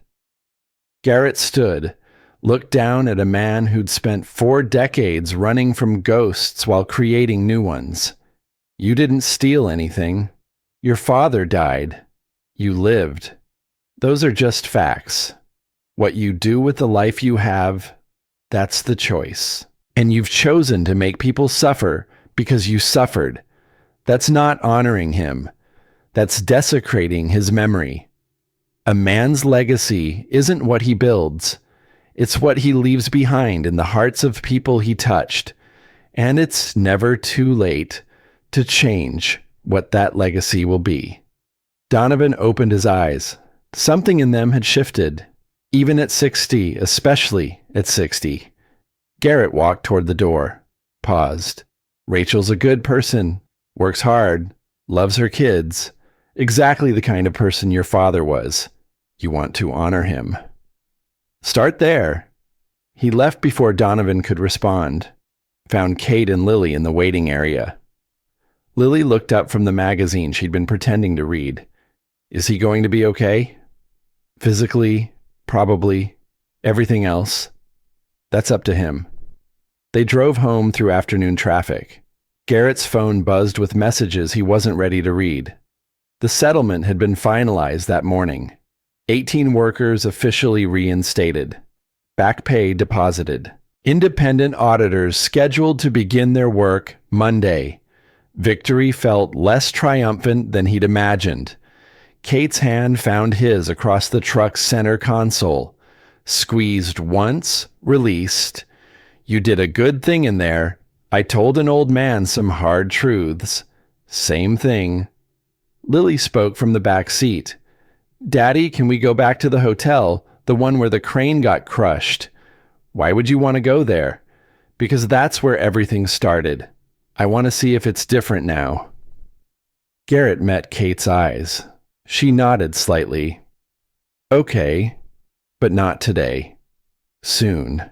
3 weeks later, Rachel Foster sent a text message at 6 in the morning. First day back. They made me supervisor. Raise. Benefits. Everything. Thank you. Attached was a photo. Rachel in her housekeeping uniform standing in the Sterling Grand lobby, smiling genuinely for the first time in the photos Garrett had seen of her. He showed it to Lily over breakfast. She studied the image carefully. She looks happy. She is. Because of you. Because 18 people were brave enough to speak up. I just gave them a platform. Lily returned to her cereal. Garrett watched her eat and wondered when his daughter had started seeing him as something other than the man who burned pancakes and forgot permission slips. That afternoon, Kate called with news that made his chest tighten.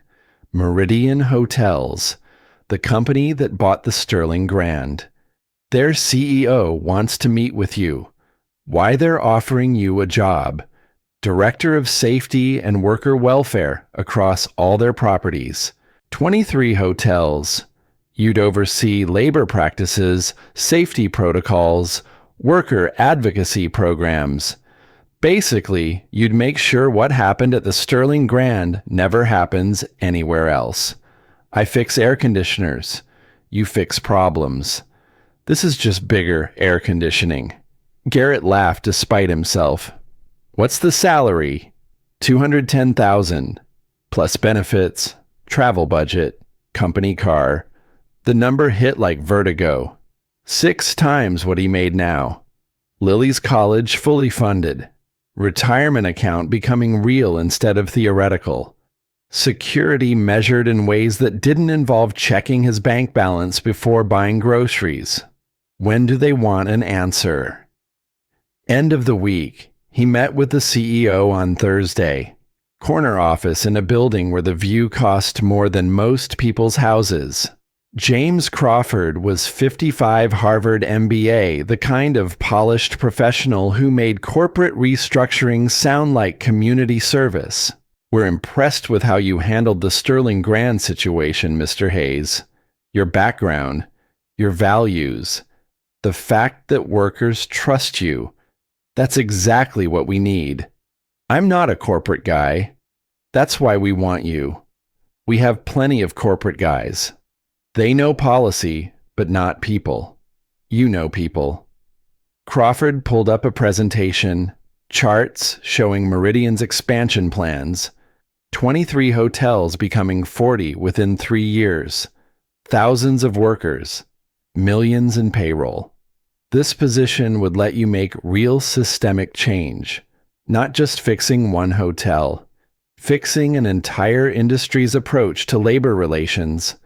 The pitch was good, almost good enough to make Garrett forget he'd spent 16 years taking orders and the last 6 years finally making his own choices. Can I think about it? Of course, but Mr. Hayes.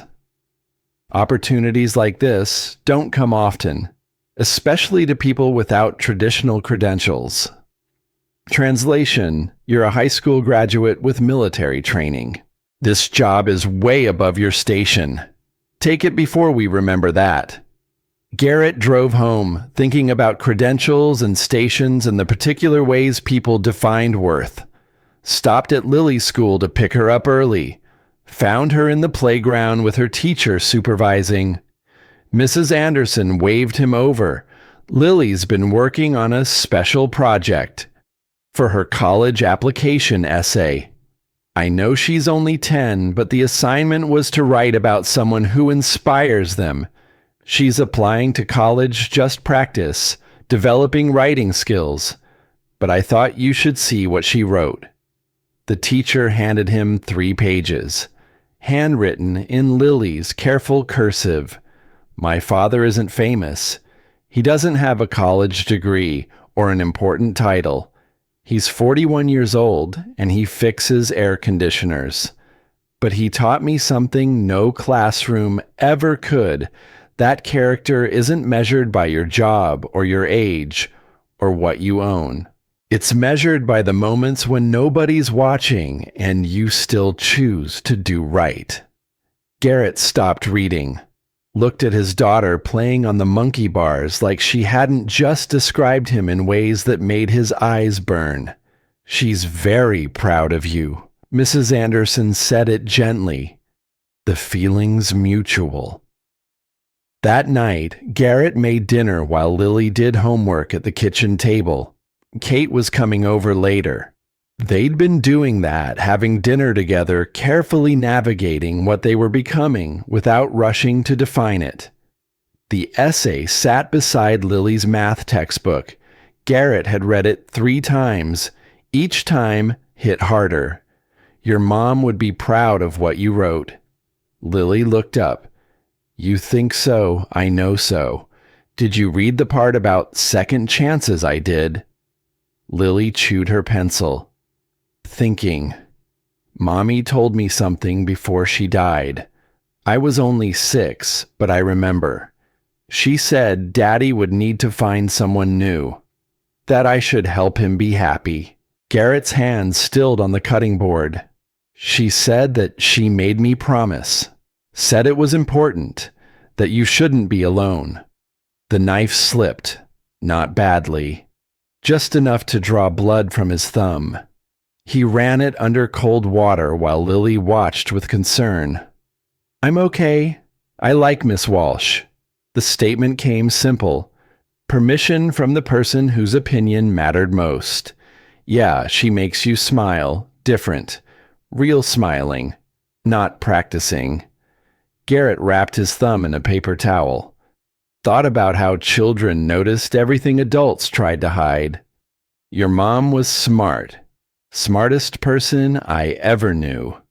That's why I promised. And I think Mommy would like Miss Walsh, too. Kate arrived an hour later with Thai food and a bottle of wine Garrett wouldn't know how to pronounce. They ate at the kitchen table with Lily between them, talking about her day and a field trip coming up, and whether octopi was the correct plural of octopus. Normal. Domestic. The kind of evening Garrett hadn't experienced since Claire got sick, and meals became negotiations about what she could keep down. After dinner, Lily went to her room to read. Kate helped clean dishes. Their rhythm in the kitchen was developing the unconscious coordination of people learning to share space. I have to tell you something. Kate's voice carried weight. Garrett dried his hands. Waited. I got offered a promotion, director of investigations for the entire firm. More responsibility, more cases. Significant raise. That's good news. It would mean traveling. 60% of my time, probably. Big cases across multiple states. Oh. She turned to face him, leaned against the counter. I'm not taking it. Why not? Because I'm 36 years old, and I spent the last 2.5 years drowning in work, so I didn't have to feel Tom's absence. And now I'm finally feeling something other than grief. I'm not giving that up for a title. Kate, I'm in love with you. The words landed like artillery, precise, devastating. I know it's fast. I know we're both terrified. I know we're supposed to take this slow and be sensible and protect ourselves. But I'm done being sensible. Tom died being sensible. Driving the speed limit. Wearing his seatbelt. Following every rule. And it didn't matter because a drunk driver hit him anyway. She stepped closer. So I'm choosing different. I'm choosing to risk hurt because the alternative is living half a life. And I'd rather have half a chance with you than safety alone. Garrett's throat was too tight for words. He pulled her into a kiss that tasted like Thai basil and wine and the specific terror of letting someone matter enough to break you. When they separated, Kate was crying. Tell me you feel this too. I feel it. Every day. And it scares the hell out of me. Good. We should be scared. Means it matters. They stood in the kitchen holding each other while Lily's bedroom light spilled into the hallway and the refrigerator hummed, and somewhere in the house, a clock marked seconds that had transformed from burden into gift. Friday morning, Garrett called Crawford.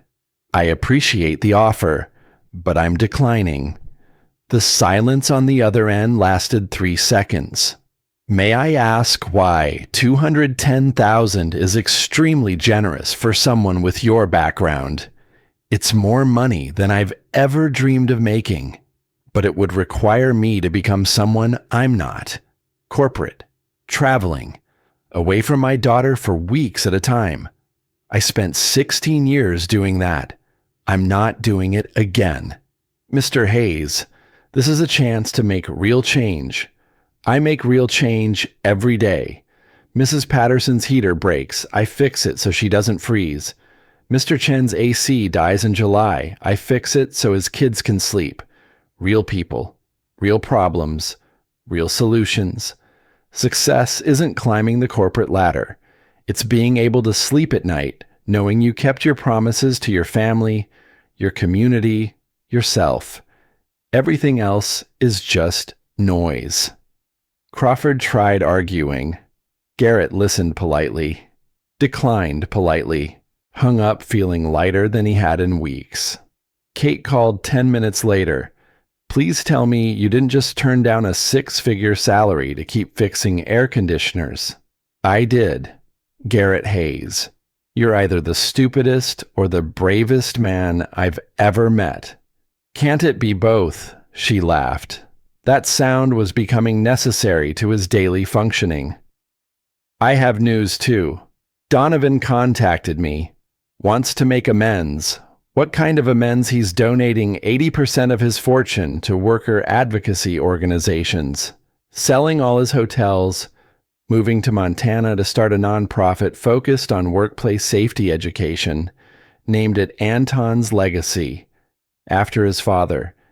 Garrett processed this, wondered if near-death experiences really changed people or just scared them into temporary reformation. And he wants to give $5 million to establish a fund for the 18 workers and their families, college scholarships for their kids, emergency funds for medical expenses, job training programs. That's a lot of zeros. It's guilt trying to buy redemption. But if it helps people? Does the motivation matter? Garrett thought about complicated ethics and simple outcomes. I guess not. Donovan wants to deliver the check in person. To you. As apology. Tell him I don't need apologies. Tell him to send the money to Patricia Morgan. She'll distribute it fairly. He specifically asked to see you." Against his better judgment, Garrett agreed. They met at Garrett's house because Donovan requested it. "Wanted to see how normal people lived," he said. The phrasing made Garrett's jaw tight, but he swallowed objections. Donovan arrived looking smaller than before. 60 years old, but moving like 70. The suicide attempt had aged him in ways time alone couldn't manage. Lily answered the door, studied Donovan with the frank assessment of children who hadn't learned to hide curiosity. "You're the mean man who threatened Daddy." Donovan flinched. "I was. I'm trying not to be anymore." "Okay." She stepped aside. Let him enter. Garrett waited in the living room with Kate beside him for support he didn't want to need but appreciated having. Donovan sat on the couch Claire had picked out 9 years ago, looked around at family photos and kids' artwork and the accumulated evidence of life lived modestly. "Your home is nice. It's enough. That's more than most people can say." Donovan pulled an envelope from his jacket, set it on the coffee table. $5 million, split among the 18 workers and their families, for education, medical expenses, whatever they need. Garrett didn't touch it. Why? Because I'm 60 years old, and I spent 42 years becoming my father's nightmare. Maybe I can spend whatever time's left becoming his dream. Donovan looked at Lily, who was hovering in the doorway, pretending not to listen. "How old is she, 10? My child would be about that age. If I'd had one. If I'd chosen differently. You still could. It's too late for children. I'm 60. Not too late to help other people's children. That's what the money does." Donovan nodded slowly. "I also wanted to tell you something. Rachel Foster, the housekeeper. She's my half-sister. Father's daughter from before he married my mother. I know. You investigated me. Just listened when you talked." Donovan's smile was thin. "I'm making her co-director of the non-profit, teaching her everything about the business. When I die, she inherits whatever's left. It's not much compensation for stealing her job. But it's something. Redemption isn't erasing the past. It's using your remaining time to write a better ending, and that's the one thing money can actually buy the chance to do better." The words came quiet. Donovan absorbed them like medicine. He left 20 minutes later. The check remained on the coffee table. $5 million in certified funds that would change 18 families in ways that compounded across generations. Kate picked it up, studied it. You realize we just witnessed someone's entire life transform. Which one, his or theirs? Both. 2 weeks later, Lily asked again about returning to the Sterling Grand. Garrett finally said yes. They went on a Saturday morning. Garrett, Kate, and Lily. The lobby looked identical to 6 weeks ago. Same marble, same chandeliers, same impression of wealth carefully maintained. But different. Staff moved with energy that suggested they weren't terrified of management. Guests were treated with uniform courtesy, regardless of their clothing. The concierge desk had a new person. Marcus Sterling had been quietly let go. Rachel spotted them from across the lobby, hurried over with genuine joy radiating from her face. "Mr. Hayes, Miss Walsh, Lily, I didn't know you were coming." Lily wanted to see the place. Rachel knelt to Lily's height. "Would you like a tour? I can show you where I work." Lily looked at Garrett. He nodded. They walked through the hotel together. Rachel explaining her new role as housekeeping supervisor, the changes implemented, the feedback systems giving workers voice, this table. Lily stopped beside a small table in a hallway, fresh flowers in a crystal vase. This is where it happened, where the crane got crushed. Rachel's face fell. I'm so sorry. I heard about that, about your mother. Lily pulled a new paper crane from her pocket. This one was red. Perfect folds. Pristine. I made this one for the hotel. So people remember. She placed it carefully beside the flowers, positioned it just so. It's a reminder that broken things can heal, that people can change, that even when something gets crushed, you can make something new. Rachel wiped her eyes. We'll take care of it. I promise. It'll stay right here. The crane sat in the hallway like a small prayer made manifest. Guests passed it. Some paused. Some took photos. It appeared on social media within hours. The red paper crane at the Sterling Grand. Symbol of healing and second chances. 3 months later, Garrett proposed to Kate in the least romantic way possible. They were fixing his kitchen sink together. Kate was holding the flashlight. Garrett was cursing at corroded pipes. And somewhere between adjusting the wrench and explaining how water pressure worked, he looked at her in his ratty work clothes covered in pipe grime and said it. Marry me. Kate almost dropped the flashlight. What, I'm 41. You're 36. We've both lived through loss. Both know how fast life ends. I don't want to waste time pretending this is anything other than what it is, which is what the best thing that's happened to me since Lily was born. Maybe even including Lily being born because she wouldn't exist without Claire, and I can't untangle that math. But you're choosing me now. Present tense, and I'm choosing you back. That's the worst proposal I've ever heard. Is that a no? It's a yes, you idiot. But we're doing this again somewhere that doesn't smell like mildew. They got married 6 weeks later. Small ceremony in the same park where they'd first kissed. Lily served as maid of honor in a dress she'd picked herself. Daniel Parker was Garrett's best man. Patricia Morgan officiated because she was ordained online specifically for occasions like this. Rachel attended. Thomas and the other workers. Sarah Mitchell, the journalist. People whose lives had intersected because Garrett saw wrong and fixed it. Kate wore blue. Simple dress. No veil. Her vows made Garrett cry in front of everyone. Tom taught me what love looked like. You taught me it could exist twice. That's a gift I didn't think possible. Garrett's vows were shorter. Claire made me promise to live. You showed me how. They kissed. Lily threw paper cranes instead of rice. Everyone laughed and cried and understood they were witnessing something that had earned its joy through surviving grief. The reception happened at the same community center where the workers had voted on the settlement. Patricia had insisted, said the space had good energy, had witnessed transformation, deserved to host celebration instead of just crisis.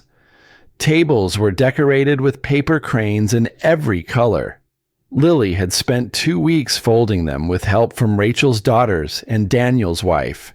300 cranes suspended from the ceiling on fishing line, turning slowly in air currents from the heating vents Garrett had personally serviced the week before. The meal was potluck. Every worker brought dishes representing their heritage and history. Daniel's wife made dolma. Rachel brought her grandmother's mac and cheese recipe. Thomas grilled burgers on equipment borrowed from his church. The kind of meal that happened when community gathered around shared purpose instead of catered elegance. Lily gave a speech that made every adult present reach for tissues they'd optimistically assumed they wouldn't need. When my mommy died, I thought happy endings were just stories. That real life didn't work that way. But then Daddy showed me something important. Happy endings aren't about everything being perfect. They're about choosing to be happy, even when things are hard. She looked at Kate and Garrett standing together. Kate's not replacing my mommy. Nobody could. But she's adding something new to our family. Something good. And I think mommy would be happy that daddy found someone who makes him smile real smiles instead of practice ones. The 10-year-old wisdom devastated in ways adult eloquence couldn't match. Daniel pulled Garrett aside during dinner, handed him something wrapped in newspaper. For you, for saving my life twice. Garrett unwrapped carefully, found a photo in a simple wooden frame. Fallujah, 2014. Daniel at 27, alive against odds, smiling beside a dusty Humvee. On the back handwriting in Arabic that Garrett couldn't read. What does it say? Daniel translated, voice thick. It says, some angels wear body armor. This one carried me 400 meters, while bullets wrote poetry in the air around us. I owe him everything, including the life I built in America, including this moment of seeing him happy. Garrett's throat closed. He pulled Daniel into a hug that communicated what words couldn't. You don't owe me anything. I owe you everything. And I'm glad I lived long enough to see you get your own second chance. Kate found them both crying and joined in because grief and joy were closer cousins than most people realized. The dancing started after sunset. Someone had brought speakers and a playlist that spanned generations. Garrett, who'd never been comfortable on dance floors, found himself swaying with Kate to music he didn't recognize, while Lily danced with Rachel's daughters in circles that followed no choreography except pure enthusiasm. Rachel approached during a slow song, tapped Kate's shoulder. May I? Kate stepped back graciously. Rachel took Garrett's hands with the formal precision of someone who'd thought about this moment. I need to tell you something. About Donovan. About what he told me. She glanced around. Made sure they had relative privacy. He's my half-brother. Did you know I knew? He's giving me half the nonprofit. Training me to run it. Says I'm the daughter our father should have known. That he wasted 40 years being angry when he could have spent them being family. That's good. You'll do important work.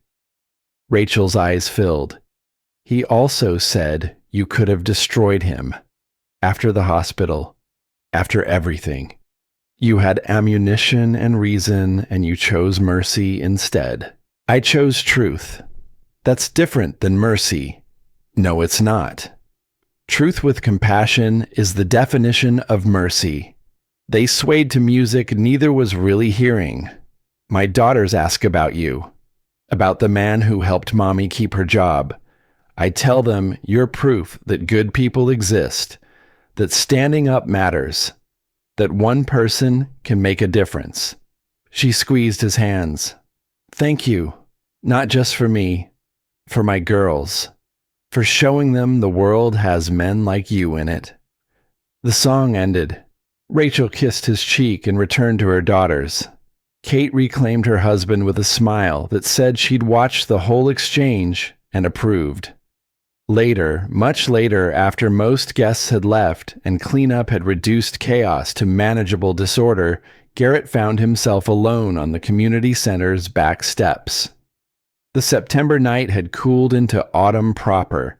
His jacket smelled like Kate's perfume and wedding cake and the particular sweetness of joy earned through suffering. Lily emerged from inside, sat beside him without asking permission. You okay, Daddy? Yeah, baby. Just thinking. About Mommy, among other things.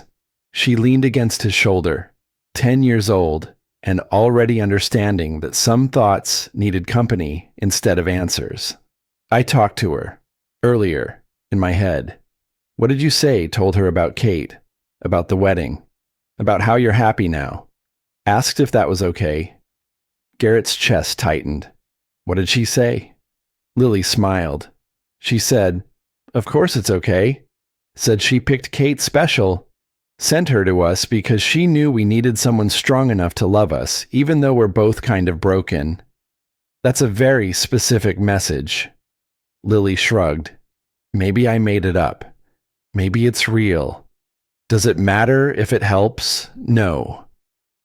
I guess it doesn't. They sat together while the night settled and the building emptied and the paper cranes inside turned slowly in darkness. Father and daughter comfortable in silence that acknowledged grief's permanent residence while making room for new tenants. Kate joined them eventually, sat on Garrett's other side. The three of them lined up on concrete steps like a family portrait in progress. What are we doing out here, thinking about happy endings? Kate took Garrett's hand. Find any conclusions? Just that they're complicated and messy, and nothing like stories make them seem. She kissed his temple. Good thing we're not living in a story, then. Above them, through the community center's windows, paper cranes caught streetlight and threw shadows that looked like flight. 6 months later, their life had settled into rhythms that felt earned rather than forced. Garrett still fixed HVAC systems. Kate worked from home 3 days a week. Lily adjusted to having a stepmom who wasn't trying to replace her mother, but was carving her own space in their family. Sunday mornings meant pancakes. Kate made them because Garrett had finally admitted defeat. They were fluffy and perfect, and Lily ate them without complaint. The red crane still sat at the Sterling Grand. The hotel had placed a small plaque beside it, in honor of those who stand when others sit, in memory of those who teach us that broken things can heal. Donovan's nonprofit had trained 8,000 workers in safety protocols. Rachel ran the East Coast Division. The 18 workers from the Sterling Grand had become advocates themselves, speaking at conferences, teaching others to recognize wage theft, building momentum. On a cold November evening, Garrett sat on the porch with Lily while Kate made dinner inside. Lily had her college essay printed out. Needed his signature for the school project. "Can I read you the ending?" "Sure," she read in the fading light. "My father is 42 now. My mother died when she was 37. Every year, Daddy gets older than she ever was. But instead of treating that like stolen time, he treats it like responsibility. He lives for both of them. Shows me that age doesn't define worth. Actions do.